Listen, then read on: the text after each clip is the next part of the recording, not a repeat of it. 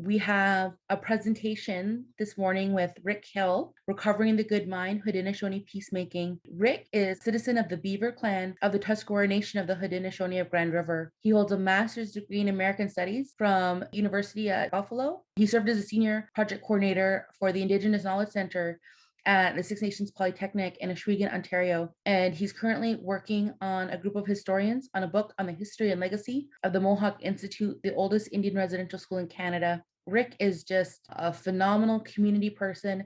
I have had the privilege to learn from Rick my entire life and hear him speak at many times. And I'm looking forward to seeing his presentation today. Well, yeah, Courtney, I appreciate the offer to come and speak at your, I guess it's our digital campfire, and talk a little bit about peacemaking from a Haudenosaunee point of view. Yeah. So let me begin with this picture here. This is the earliest known photograph of Rick Hill. I was playing a cowboy, and apparently I shot my brother.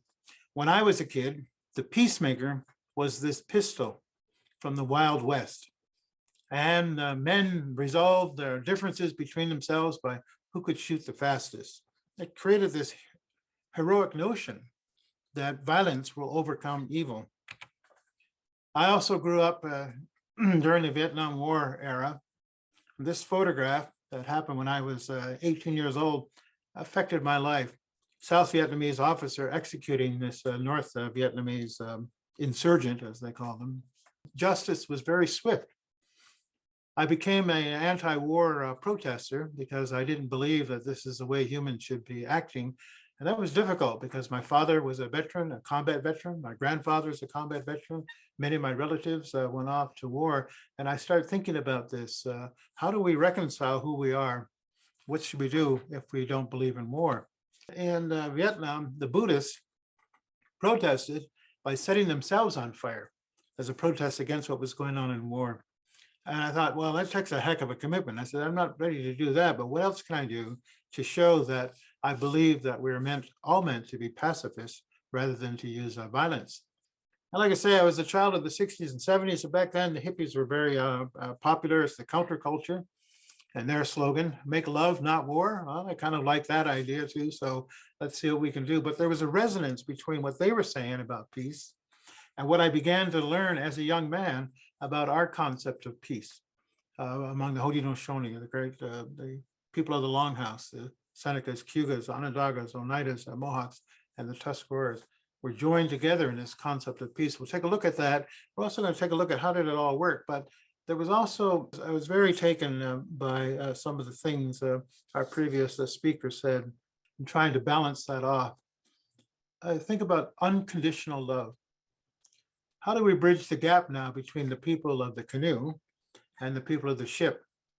How do we bring that unconditional love back into play so that we can walk with integrity and respect to everybody? That's one of the things we're going to be looking at in my presentation today. But also as a young man, you know, the Black Panthers came on the rise and they were a very powerful force. The race riots that were taking place, it was a very dramatic time. But Huey Newton, the co-founder of the Black Panther Party, he said this, and think about this now from our point of view. We use the Black Panther as our symbol because the panther doesn't strike anyone. But when he's assailed upon, he'll back up first. But if the aggressor continues, then he'll strike out. So they chose this symbol of the Black Panther, said, we're going to defend ourselves. We're going to use arms if necessary, physical force to fight against the oppressor. So I was caught between this, how you want to say it, this great vision of standing up for yourself, but also then trying to reconcile that with my notions about being a pacifist. And during my time, the struggle was very intense, as it is today. But the natives chose this idea of occupation. We're going to take over places to make a point, trying to foster change. So there's many of these things. And I dare say some of you have relatives that were at these events and maybe have some oral history about it. But each one ended with us moving out of that place. We were never able to actually claim a place, secure it, and then it became ours. So this idea of protesting by occupation became a kind of a preoccupation among our people. And it ended very dramatically. I don't want to say ended, but in my consciousness in 1973 with the occupation of Wounded Knee in South Dakota. It was the longest standoff between natives and the federal government over there since the with the so-called Indian Wars. And I was asked to go out there. The Haudenosaunee sent a delegation out there, not to fight, because it was a firefight. Over 100,000 rounds were fired. There were several people killed in this action. Our leaders went out there to find out what's going on, but also to help to kind of negotiate or navigate through this. So they went as a peace delegation, got inside. I wanted to go terribly, but because of my anti-violence stance, I said, what would I do if all of a sudden you're caught in the middle of a firefight? And then my uncle was Duffy Wilson, had a big influence on me. He says, no, Rick, he says, you have a job here. You have a job to help build art and culture. And says, do that, because that's the counterbalance to this thing. Let other people go do that. But anyway, I've always wondered what kind of person I would be if I decided that violence was the answer to the ills that we face. So this morning, I want to take a look at three things. What is peace, at least from a Haudenosaunee point of view? And once we learn about that, then we have to ask ourselves, well, so what? We have this great tradition. Well, what are we going to do with that? And I guess the last question, now what? Now that we know about this and we look at the issues that are facing us, how do we apply this great thinking of the past to our personal sense of peacemaking? How can we help fuel our own thinking about what it is we should be doing in order to push the ideas that the creator and the peacemaker and our ancestors gave to us? So first, we got to look at what is peace. And it's been a big discussion, not only among us, but around the world. And it's more than the absence of war. It's more than the end of violence. It's more than ability to manage conflict. It's even more than a feeling of tranquility. It's a state of mind in which you believe that peace is primary, that peace is why we're placed here on earth, that we're meant to be peaceful people.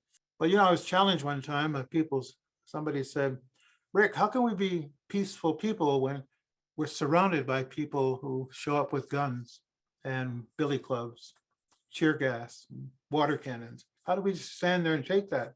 Well, we'll look at some of the thinking around that. So our peacemaker, who came amongst our people over 1,000 years ago and established our confederacy, provided us with a foundation to how to get to that state of mind.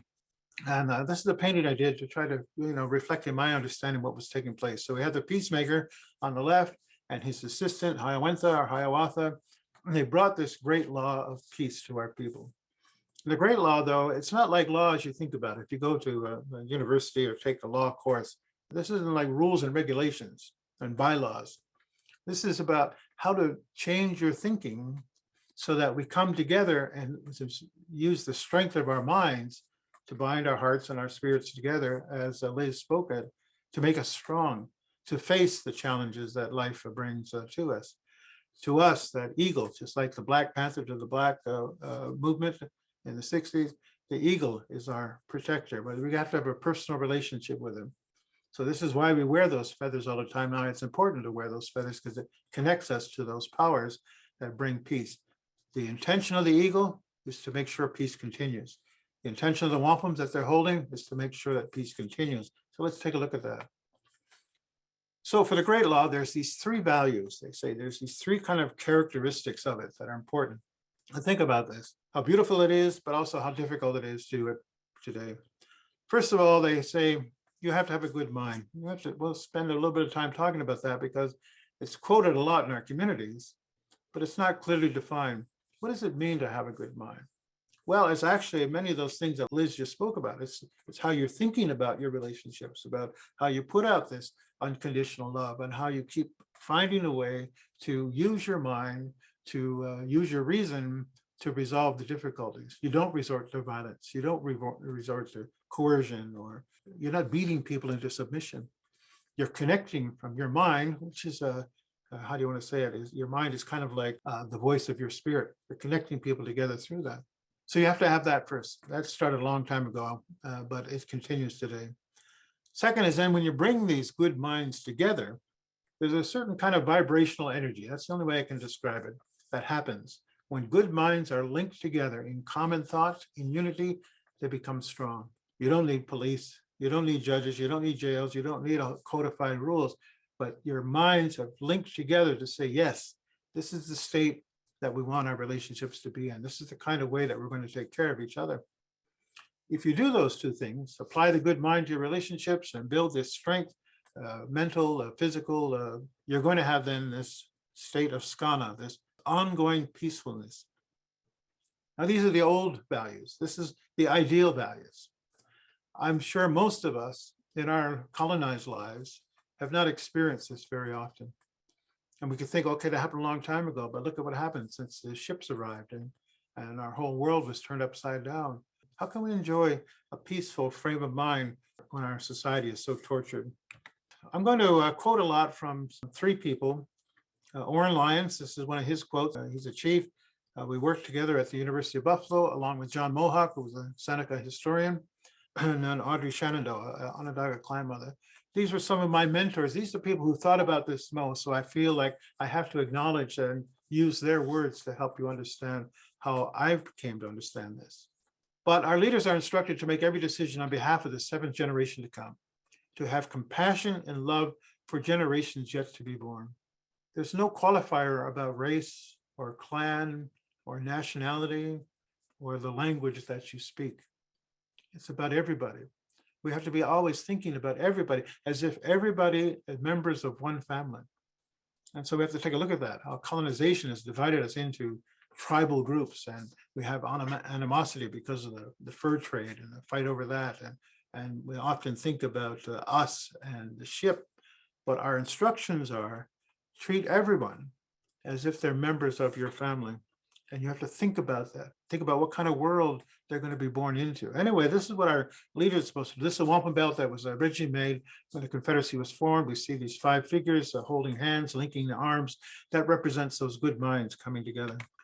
So Oren also did this painting showing the peacemaker here dressed in white and the other collective chiefs singing this song of peace as they're approaching this Tadadaho. You could say it was a sorcerer.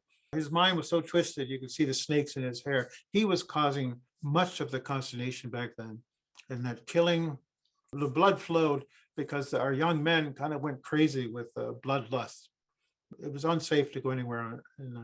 So the peacemaker came saying, this is not the way the Creator intended us to live.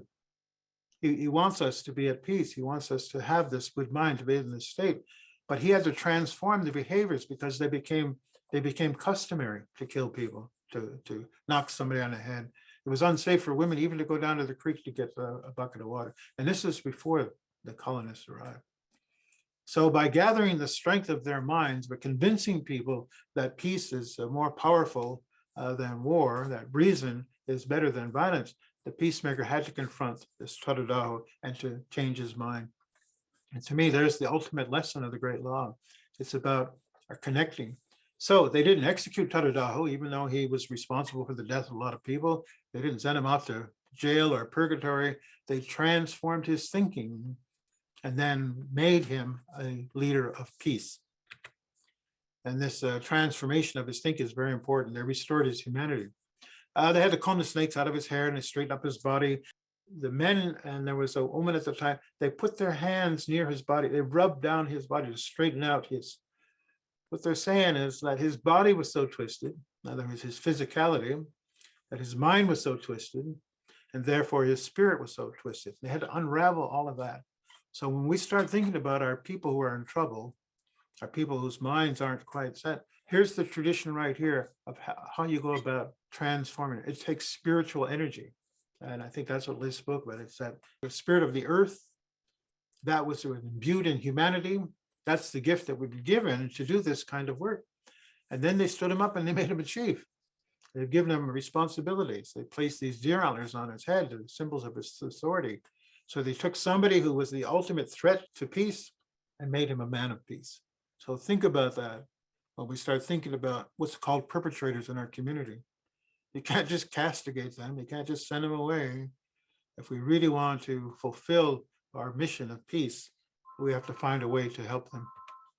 He stood up these male leaders, but with each one of them, he also stood up a female leader. I'll talk a little bit more about them in a minute. When he stood up these leaders, he gave them very specific instructions about what kind of thinking is necessary to promote peace.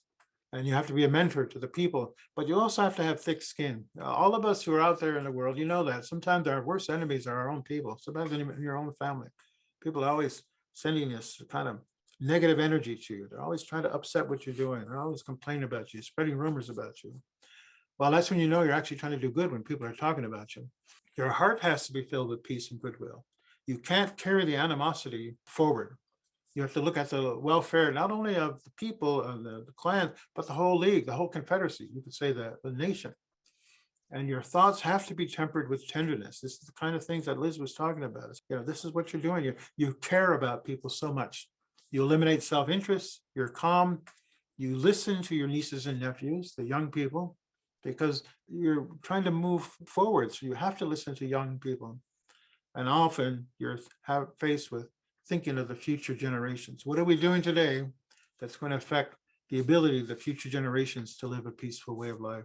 So these are the instructions given to these chiefs or these leaders, the male leaders, but the clan mother was assigned to look after them. I did this painting, I don't know, back in, I think, the late 70s. The man on the right was one of my other mentors, Leon Shenandoah. He was the Tadadaho at the time. Remember I said the title was passed on? He had this whole wampum belt you can see behind him that describes his duties to run the council and the things he's supposed to be doing.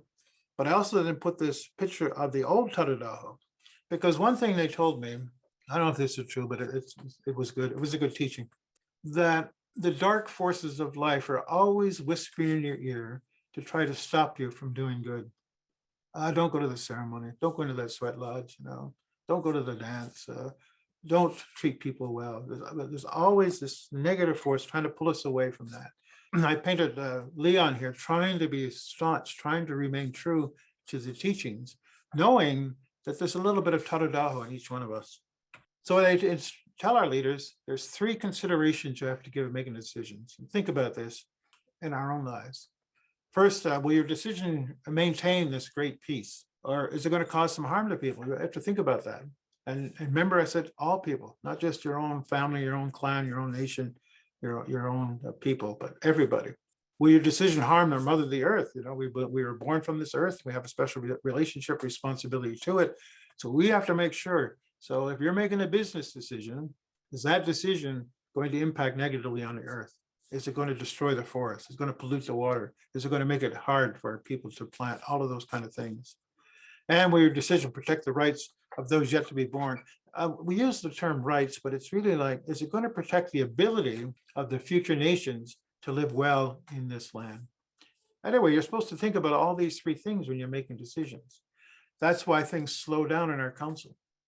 Sometimes we get a letter from the government. They want us to respond in 30 days. Well, it takes us 90 days to get to the letter to begin with, and then it takes us another 90 days to come up with some kind of framework of thinking about that. So there's our problem. We got 2 very different systems. Because when you're thinking about the future, when you're thinking about the earth, and you're thinking about the peace, you cannot rush to judgment. You got to slow everything down. You got to be very careful. You got to think about all the aspects that could take place. Well, so what? Now we have this great tradition. What does it really mean? What are we going to do with all of this stuff? Can the concepts of the past really affect the way that we live today? Well, look what's going on among our communities. There's a war between our people and the colonizers. There's a war between the indigenous nations and Canada. But remember what I said about war? How do pacifists put an end to the war? This confrontation is going to take place over land matters, over our rights, is getting very intense, and it's very deadly. People have died as a result of this. So we have to think about that. John Mohawk said that the founders of our league believed one of the greatest causes of conflict was injustice. I think we all understand that. Injustice towards women, towards indigenous people, towards children. Those are the things that we're trying to wrestle with today. So unless you abolish the conditions of injustice, you're never going to have peace. So it's not just the absence of conflict we're talking about, but it's a way in which people sincerely and with intellect begin to negotiate the restoration of justice. Justice as a precondition to true peace. We have to remember that. And that's an underlying message that we have, the cultures that surround us. If the injustice continues, you're not going to have peace in your community or our community. And as we know then with what's going on with the murdered and missing women, this is part of the injustice and it's part of the wound. Colonization creates these wounds, it creates these scars. We have a habit of colonized people keep digging back at the scar, keeping the wound fresh and not letting it heal. I will take a look at that too in a minute of how that was done within the past. But these are the issues we're faced with. So look at that. If we're talking about how many people, how many women and girls are harmed in our community, at the hands of our own people, at the hands of others. It's stunning, given our culture and our history, given the way we're supposed to be. So we have to think about all of this stuff. And as women began to stand up, they need men to stand up with them. In the beginning, the great law worked because there was a male leader and a female leader standing together. Now we have kind of a disjuncture. We have to find a way to bring that back. And then, as we all know, the 60s scoop left big scars in our communities. I'm sure some of you are subject to that, or your family was. It's a tragic story. One time, look at that ad there for Brian. They actually put ads in newspapers, adopt this cute little Indian child. It was called AIM of all things, and the AIM, as we know, the American Indian Movement, that was involved in Wounded Knee. But anyway, the aim of this program in Canada was to farm off all of our kids to the outside world. And tell you the truth, they almost succeeded. And one of the consequences of colonizing people is that they fight back. With statistics, it's very hard because things change. But if 40% of the admissions in 2016, 2017 were Indigenous youth, think of that, because they only account for 8% of the population. So you go into prison, and what do you see? You see men who have been wearing orange for a long time. That our prisons are full of Indigenous men and now women. There was a local judge in Brantford who told me that there are more Indigenous women coming up in front of him now in family court than ever before. And one of the problems they're having is a serious abuse of drugs. So we got to realize that we're facing this battle, emotional, political, cultural, economic battle, and it doesn't seem to come to an end. So we ask, well, so what? Well, this is what, so what? How do we bring justice to these matters that have been standing there? Like the Haldimand tract, the matter's been in front of the Canadians for over 200 years. They've been trying to get justice on this matter. In my studies, looking for an alternative, of course, I come across Mahatma Gandhi and what he had to say. And he was basically saying, the world will only change when people make up their minds to want peace. So there we are. We can be in our canoe advocating peace, but if people in the ship are not advocating peace, and in fact are using violence, how do we bring these two things together? He had 5 principles that he said were the formula for change. First of all, you have to practice this nonviolence. We cannot end violence with more violence. Then we have to learn to gain tolerance. You have to be tolerant to suffer through the abuse and to work forward. But you got to build community unity, and I can see that's what's going on in our communities. He also said you have to uplift women. They've been oppressed for a long time. Unless there's this gender balance, we're not going to continue. And you have to decentralize power. The people are the power. They have to feel that way, living in the community. So it's quite inspiring to realize that here's the man, but look what he did. I don't know if I could do that. I don't know if I could stand up there and let the British or the Canadians just slap me in the face left and right, time after time. My mentors taught me is that, Rick, it starts within you first. They said something very profound, though. Everything you need to know is already implanted in your DNA. Well, we didn't know about DNA back then, but they said it's already in your genes. The knowledge of your ancestors is there. All that spiritual awareness, all of that stuff, it's been pushed into you. So you have to spend your time removing all of the colonized haze, all of the crap, all of that stuff, all of that racism, all that bias, all that stuff that you carry to discover what's inside of you. Here's what John Mohawk had to say about that. All people whose minds are healthy can desire peace. And there's ability in all people, especially the young, to grasp a hold of the principles of righteousness, which means that you're not going to have any kind of prejudice or thoughts of privilege or superiority. My nation is better than yours, or I'm more cultural than you, and all of that kind of stuff. He says you got to sweep all of that away and get to the reality that the creation, the world in which we live, was here to benefit all. Again, all people. To have this healthy mind and desire peace means you first got to decolonize your thinking. And sometimes that can be difficult. But anyway, we got to find this peace within ourselves. We got to tap into that core knowledge that's in us. But we also have to grieve the losses that we've suffered and then recover our sanity, just like Taradaha. We got to find a way to become the kind of people that creation intended us to be. We have to be able to rely on everybody to do their share. I saw in the chat in the last one, and it's all over. We're all struggling to figure out, what do we do? What can I do to help this matter? But ultimately, unless there's gender equity, which is the old standard. So now we see the chief being mentored by his clan mother, and the sculpture emergence of the chief. It was made by non-native Dave Margary, but I thought it's very telling. They're working together, and one's not dominating over the other. The male leader has to hear the voice of women and has to look to make sure that their interests are protected in the decisions that are made. So we have to recover the good mind in ourselves. I was the same way as many people. I didn't grow up knowing all of this stuff. I don't speak my language. I just torment about who am I, where did I come from, what am I supposed to do? And then one of my brothers got killed in a car wreck when he was 20 years old. And my family just kind of fell apart.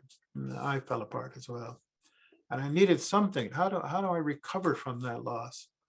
Well, then I came across this ceremony that our ancestors used to do. That whenever we want to pick somebody up, we need to do these three things. We need to wipe their tears, we need to clear their ears, and we need to restore their voice.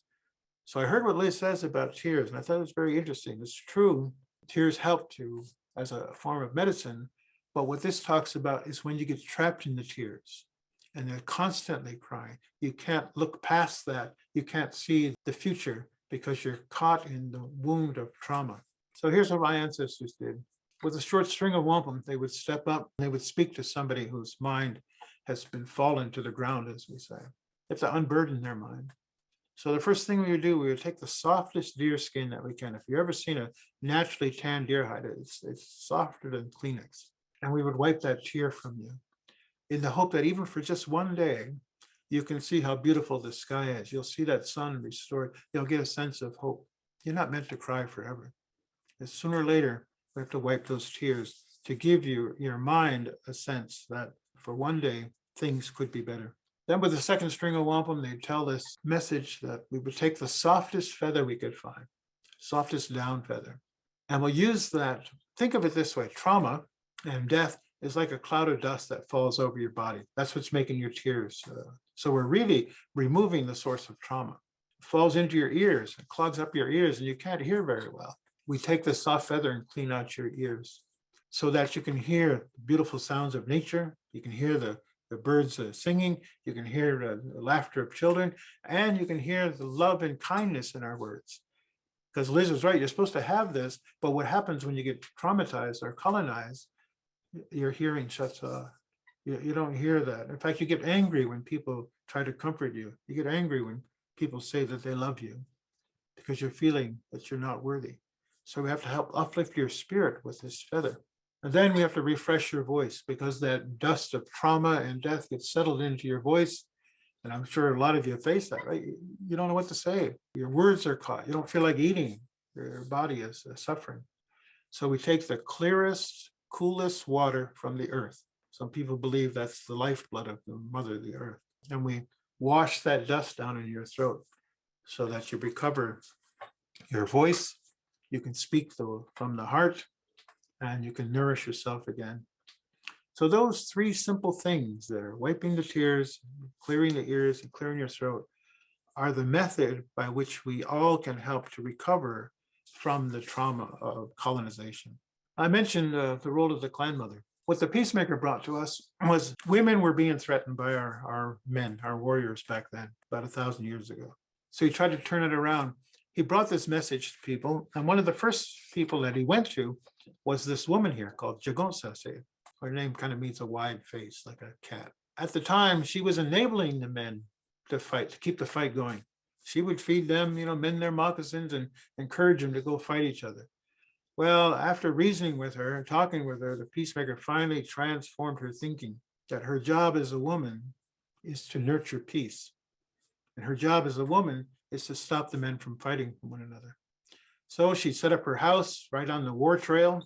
There would be men coming from the west, men coming from the east. They would sit down in her house. She would be feeding them. And then there was a curtain between them. And all of a sudden she'd pull the curtain back and they see, there's your enemy sitting at the other end of the table. Well, right away, the guys wanted to get up and fight. And she said, no, I'm here feeding you together. I'm feeding you good thoughts. You're feeding you this notion that the bloodletting has to stop. So the peacemaker had to stop the enabler of violence, which at that time was this woman, Haudenosaunee. He transformed her and made her a very important part. It wasn't until she arrived in front of Tarudaho that he began to transform. She's the one who placed the antlers on his head. So this is why we have clan mothers in honor of what this first woman did to accept the peace. We then put the titles in the mother's hands.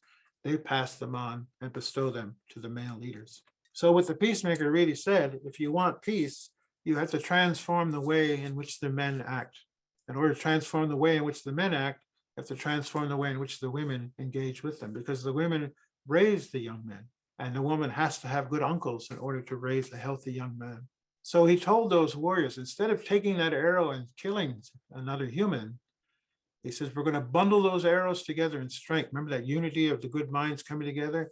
And now you're going to use that arrow to go hunt game to feed your family, to feed your village, to feed your clan. He was reminding men, you have a role. That's why you're strong. That's why you can go out and do this thing, but it's to help your community, not to harm them. So the clan mothers also stood up next to the leaders. We have 50 chiefs titles among the original 5 nations. Tuscarora Nation has 7 titles itself. There's a clan mother for each of the titles. And the clan mother has to assure there's always going to be another clan mother who understands the nature of that job. There's this wampum belt here that talks about that job. It's a painting by a race guy to show that our clan mother today is connected to generations of clan mothers before her. There's actually kind of a descendancy thing. It goes to a certain female family. So what the Confederacy is trying to do, the Great Law is trying to balance then the thinking of women, and they're thinking about children and about the connection to the earth, with the thinking of men, the thinking about protecting that community, protecting our society, and keeping the traditions going. Look at this, 1799, there was this Oneida man, his name was Good Peter. He said this, our ancestors considered a great transgression to reject the counsel of their women, particularly the female governess. He means the clan mothers. We considered them mistresses of the soil. Okay, look, you got to realize too, the translations were a little flowery back then, but he's saying something very important. Women are connected to the soil deeper, because it's the Mother Earth. The plants are female. There's female energy there. And so what women do is they cultivate that earth to do what? Produce food. So then that can feed to people. So gardening, planting, harvesting, preparing food, that's a very important thing, because you're perpetuating life. You're maintaining this connection to that. It's the women who kindles the fires in the homes, does the cooking. It's the women who give birth on the land. So this is why women hold the land. They don't own it. Nobody owns the land, but women have a special relationship to that. So it's interesting to me, in 1798, this man mentioned them. Audrey Shenandoah was Onondaga clan mother who has passed away, but she was a great mentor for me to help me understand this, the function of our society. She says there's got to be this balance between men and women. It's not a matriarchy in which women run things, but women have responsibilities, men have responsibilities, and it's all of the people, all of us have a responsibility to make sure the Great Law continues. We don't just wait for the chiefs to make a decision, wait for the clan mothers to put up another leader. We're all responsible to make peace happen, because it's a society in which nobody has more authority or power over the other. Everyone is equal. And her advice, you have to talk to each other. You can't maintain this relationship if you're not talking to each other using a good mind.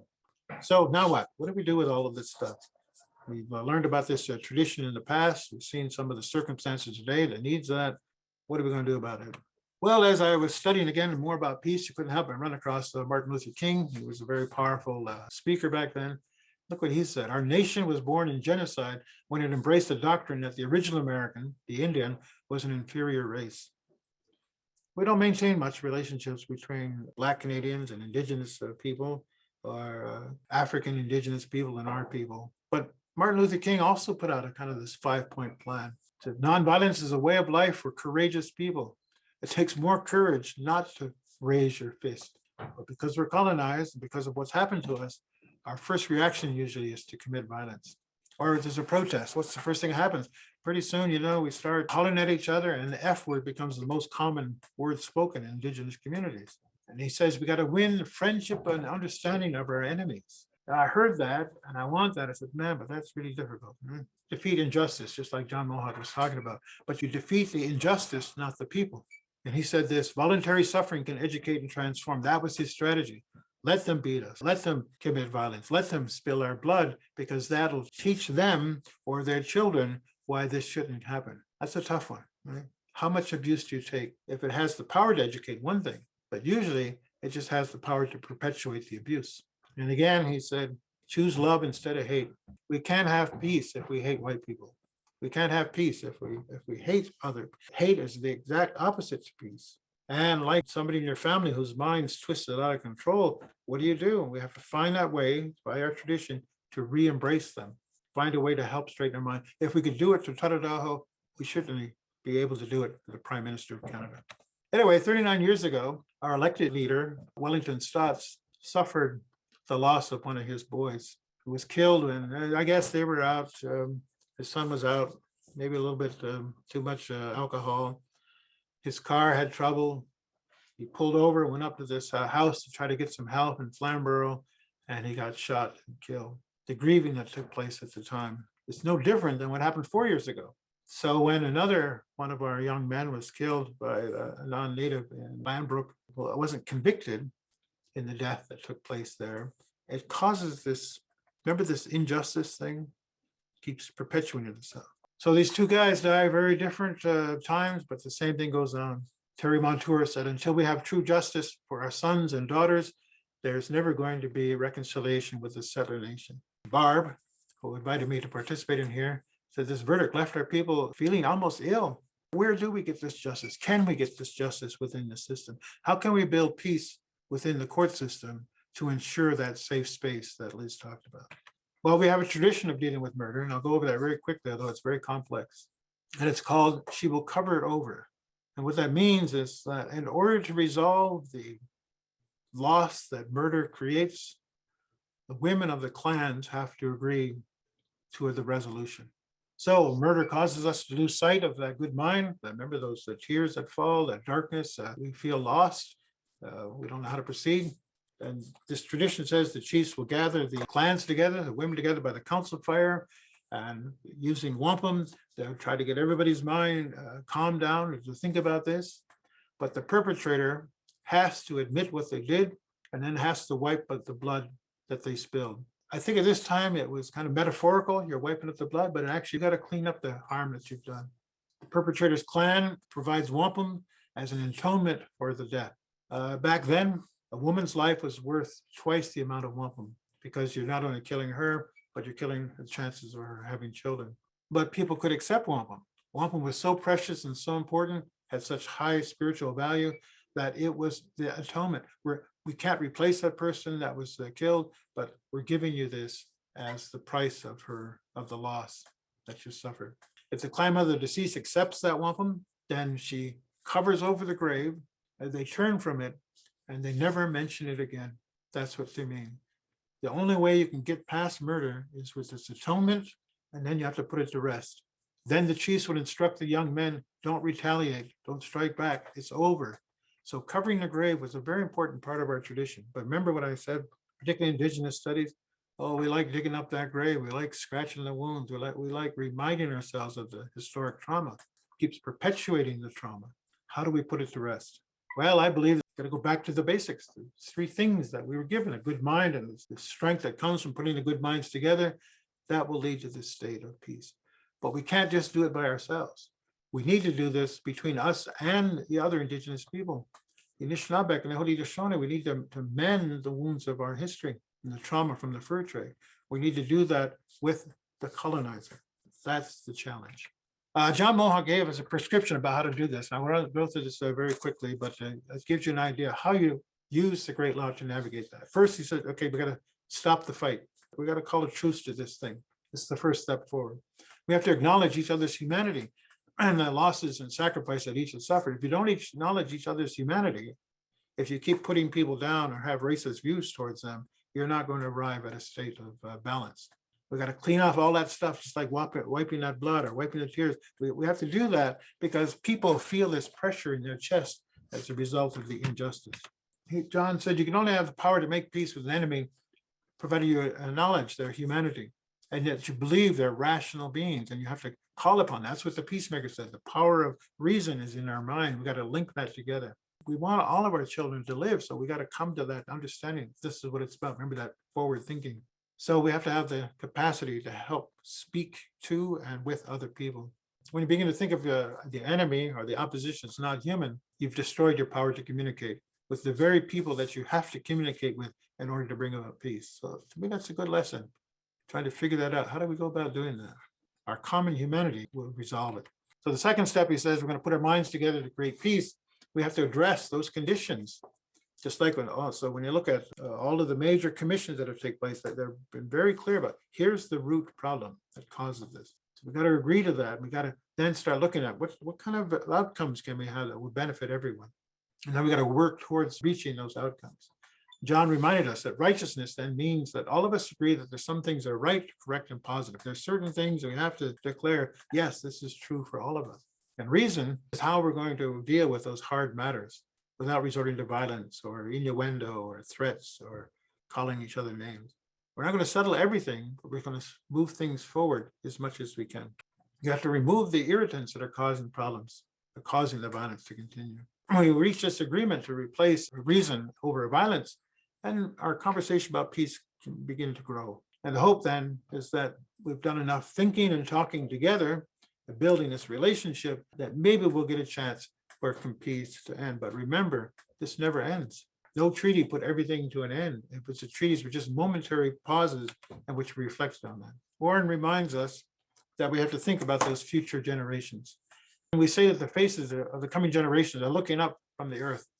So when you put your feet down, put them down very carefully, because there are generations coming one after another. If you think in these terms, then you'll walk a lot more carefully, be more respectful of this earth. So what Orrin is saying is that our primary relationship, our primary responsibilities have this attachment to the earth and to those kids whose faces are in the ground coming up. We have to think about that. So we have to negotiate in our generation for the future generations of Indigenous people, trying to make things better for them. And I know many of you do that every day, but we also have to realize that peacemaking is connected to treaty making. However, most of our treaties have been broken. Most of them have been ignored by the Crown. So you got to ask yourself, are we going to continue this broken relationship like this Turo wampum? You can see it's been damaged because of the history. Even though the Turo says we're supposed to have these three things. First, we have to be in friendship with the people of the ship. Oh man, is that gonna, that's hard. It's hard to recover that given colonization. Second is that we both have to have good minds. We can bring good mind to the negotiations, but if the Crown doesn't, or the municipality doesn't, or the corporation doesn't, I don't know how we can proceed. But if we could do those two things, have this friendship and use the good mind, then we have an opportunity to create everlasting peace. This is the hope of the Turo wampum. If we want to talk about peacemaking with the colonizer, we have to get back to this kind of thinking. And finally, Orrin challenges us. Do we have the wisdom, the discipline, the moral rules? Are we mature enough to take care of our responsibility? And he's not saying we're not. He's just saying these are the things we have to think about, because it takes all of that. It takes that discipline. It takes, the discipline of the mind, of the good mind, of thinking. It takes all of that stuff we've been talking about to try to help people understand their responsibility is to perpetuate peace, and that you can't do that if you're carrying a mind that's hateful, or that you're creating a bias, or that you perpetuate inequity. What we come down to is thinking of that future generation. It's my daughter Olivia standing in front of a memorial they did to the Haldeman track here in the Grand River. Behind her is that covenant chain wampum belt we call the friendship belt and the Turo. And when I took this picture, it just reminded me of just something about the way that she's looking. She's looking to us. She's thinking about herself. What does all of this mean? It's our job to bring those things forward. We might not have a wampum belt. We may never get into a formal treaty relationship, but we have a responsibility to bring forward those ideas that our ancestors had, that we treat all people as if they're members of one family, that we have this unconditional love that will help people recover from trauma and recover from insanity, and that we will build a world in which our relationship to the earth determines the nature of the peacefulness that we're going to enjoy in our lives. So that's the ideas that I wanted to share with you today. Meow, Rick, for sharing. We have one person, Rachel, with their hand raised. Rachel, would you like to ask a question or make a comment? Hi, my name's Rachel Garrick. I'm a band member of Lac Seul First Nation in Treaty 3 territory. I'd like to ask a question.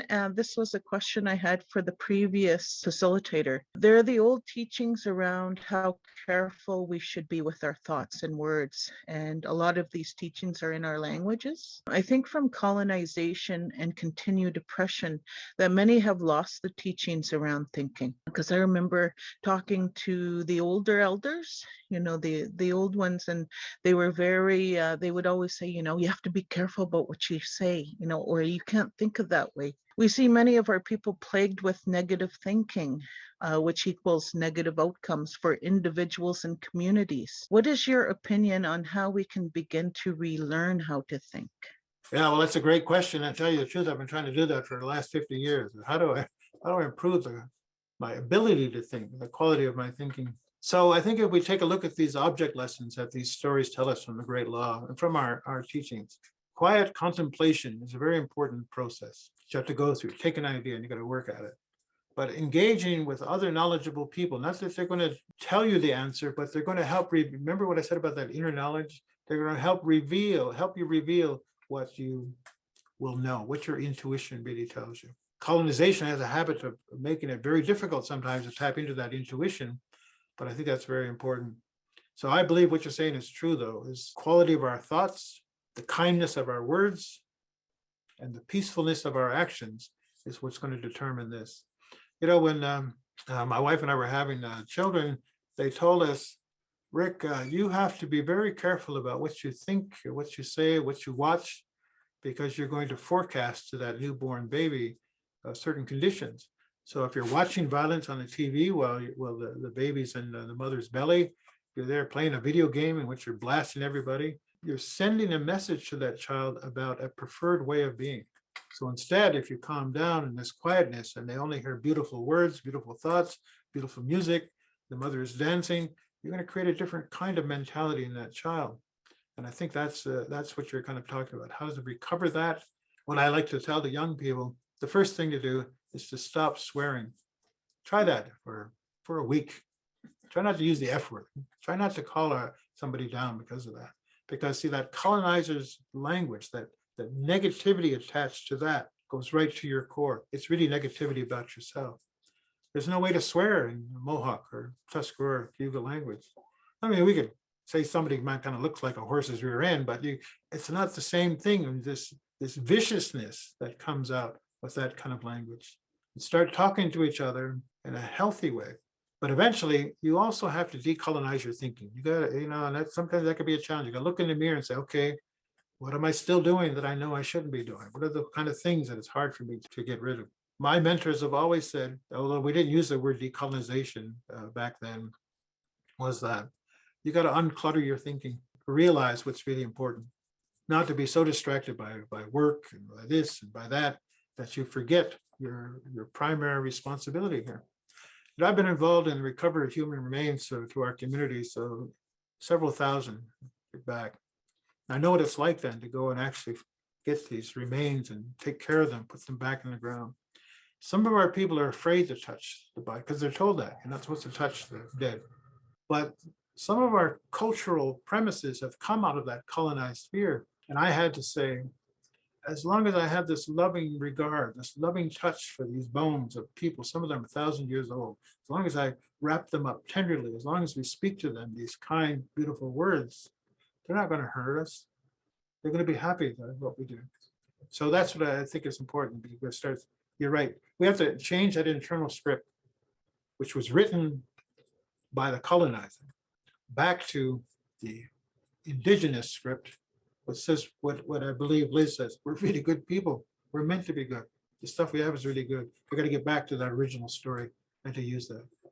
Yeah, Rick, we have another hand raised from Catherine. I just wanted to make a comment, Rick. I just wanted to thank you so much for your words today. I am currently enrolled in the social service worker diploma program offered through FNTI. I am Lenape and I'm from Moravian Town, but along your line of teachings today is something that I think a lot of people, it's what we have to go through, I think, to learn a lot of these teachings when we're not actually given them from our grandparents or our parents. I've had to learn that the dreams that come to us, those are our gifts.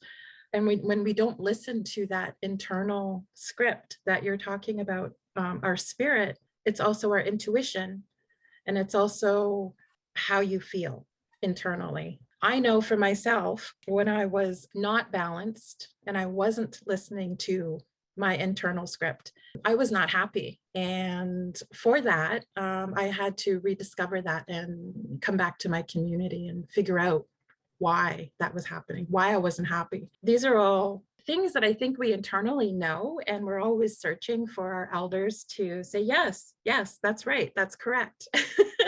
While I'm on this path, all of these teachers are coming onto my path. One of them is yourself. Liz is another. Betty Miracle is the elder in our circle.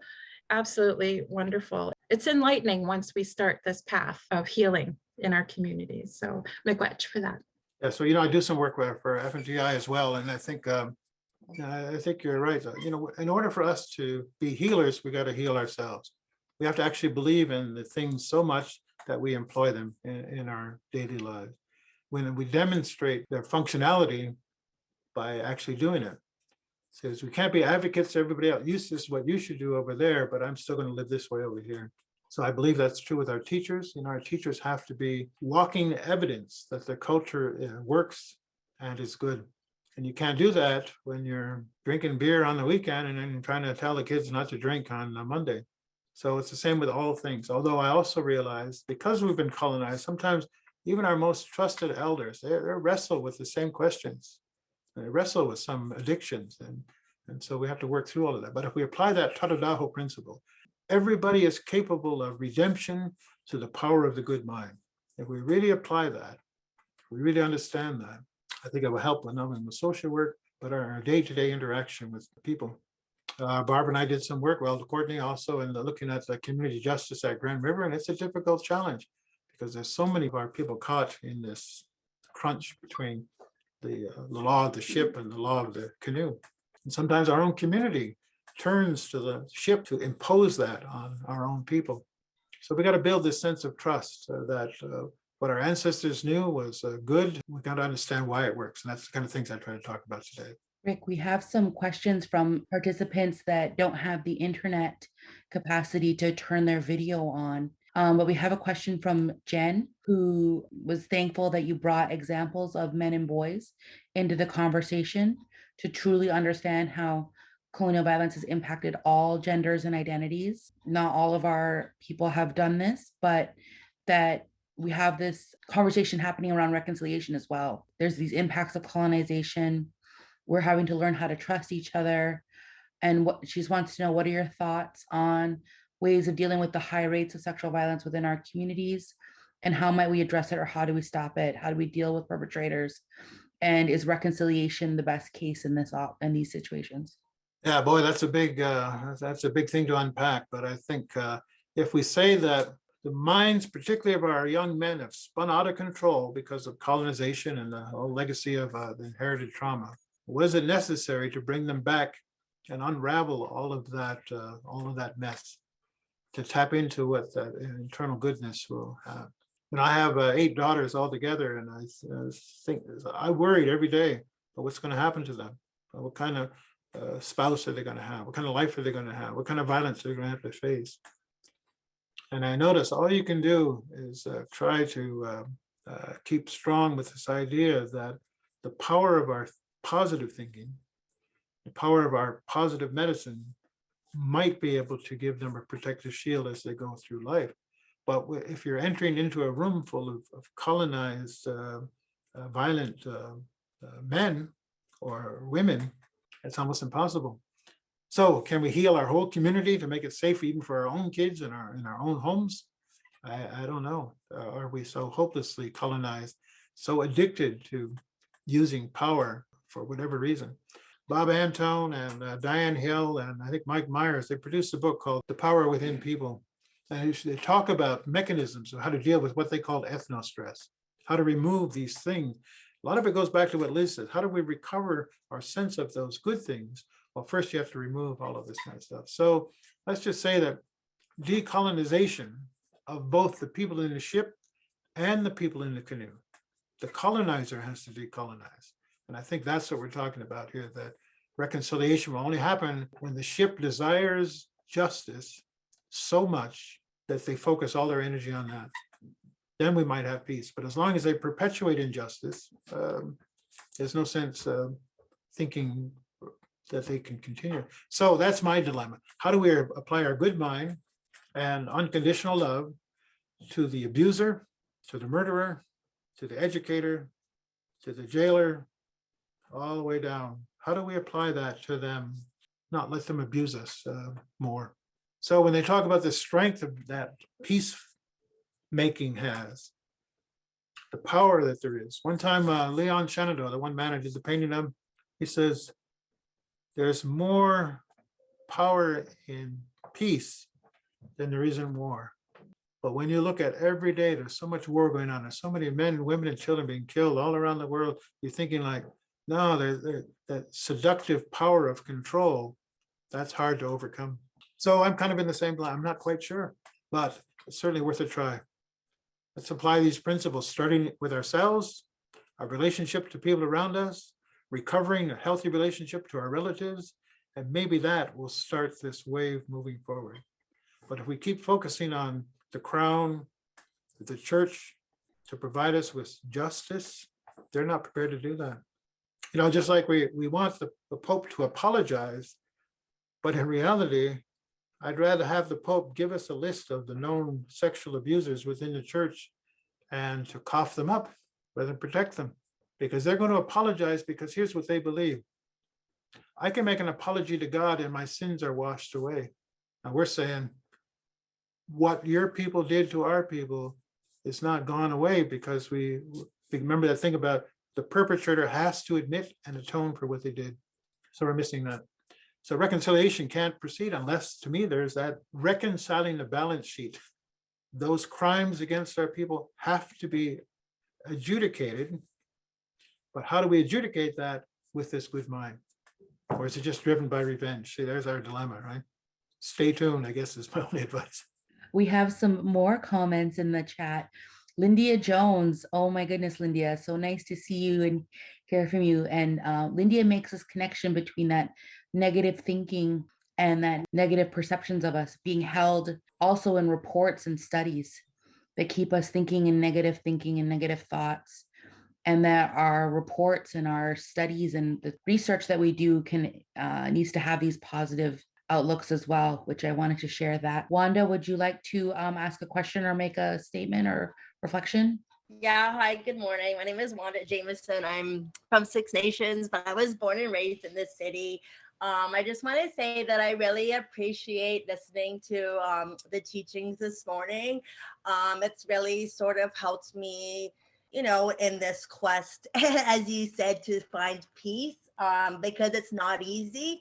I almost feel like it's lazy thinking when I start thinking like in terms of an eye for an eye. My mother was raped and murdered in 2002. The man's been in jail for 20 years. He's got about 5 more years. I've been doing some reading, doing a lot of reading actually. And something that stood out to me that I recently read is that if I'm going to be in that state of peace or have that peace, I'm not allowed to pick and choose violence toward this person and violence not toward that one. Do you know what I mean? Like it's either all in or all out. So like I can't say I'm a peaceful person and I'm against violence, but then wish harm upon the man that murdered my mother, right? So this is where I'm kind of struggling with that whole concept, because 25 years just flew by. I think Wanda's disconnected. But you know, she makes a great point. I think that's the dilemma. Even our tradition tells us this thing, like how to resolve these matters of murder, but the situation has changed and the pain is so deep. I still grieve over my brother who got killed, or my daughter who died when she was 10 days old. Yeah, some of that never goes away. But you're right. How do we balance that off? Now, what our teachings tell us, you've got to get to that point, though, where the matter is resolved between our people. And I don't know if that's possible in this modern day to do that. But you have to be able to cover over your mother's grave and just say that you love them and you miss them, but that you're not going to let that destroy your ability to think constructively in the future. Whatever happens to the perpetrator, it's hard to say. But I think we also, and I know this is tough, but we have to find a way to heal those wounds. Now, what the Truth and Reconciliation Commission said, we have to forgive the perpetrator. And many people will talk about that. That's a big challenge. The Indigenous studies person in me says, no, we're not going to forgive them for anything. We're going to keep putting it up in their face. But remember what I said about when you keep scratching the wound, you never let it heal. And if this is about healing, we have to find a way for us personally to come to that matter where we say, okay, I've grieved enough. I'm going to wipe my tears. I'm going to look forward, move forward to try to make sure this doesn't happen to somebody else. But there's no guarantee, no matter how good you are, how hard you try, that it's not going to happen again. And our final comment for this section, Anna Betty, would you like to speak? Yes, thank you very much. Wache Rick Memengus at Sokan Esquendishnakajan. The name on my birth certificate is Anna Betty at Shnipanashkam, and I'm honored to serve the citizens of Anishinaabe Aski Nation as their Deputy Grand Chief. First of all, I just want to thank you for joining us. I'm grateful that I was able to join, my schedule permitted me to be part of this, and I'm very grateful that I was able to sit and listen to the speakers and teachers this morning. I'm thinking about a lot of things as I hear you speak. And one of the things I know that as women, there is so much that we need to do to empower our women. And, there's so many out there. They've had hard journeys to be where they're at right now. If they went through our traditional healing processes through the mainstream society, they really had to fight and they really had to, remain strong and connected to spirituality. So their journeys have so much more. I'm always grateful when they come to teach and sit with us. We have so much work to do to develop our coping skills and also to rebuild that spiritual connection.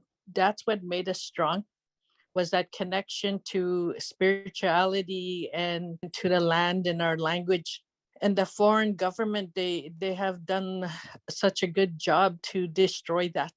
And they knew what they were doing when they attacked our families and our spirituality. But yet here we are today, and we have been able to survive and do more than survive. And it is through, people such as you and so many other people who have ensured that we maintain spirituality, language, connection to the land, and building on the foundation of our families. The main reason as to why we are here and why we have powerful voices and strength. So Gitchumingwech, thank you for joining us today. Mingwech. Thank you for being here as well. So I appreciate the time with you this morning, and I realize we have to move on with our schedule, and hopefully some of the words I gave you, you'll be able to use and pass them on. I wanted to thank Courtney and Barb for getting me here. Sometimes a little hard to wrangle down and get focused, and I hope that all the good work that you're doing will continue on and continue to grow. So Yahweh for your time, and I'll see you somewhere down the road.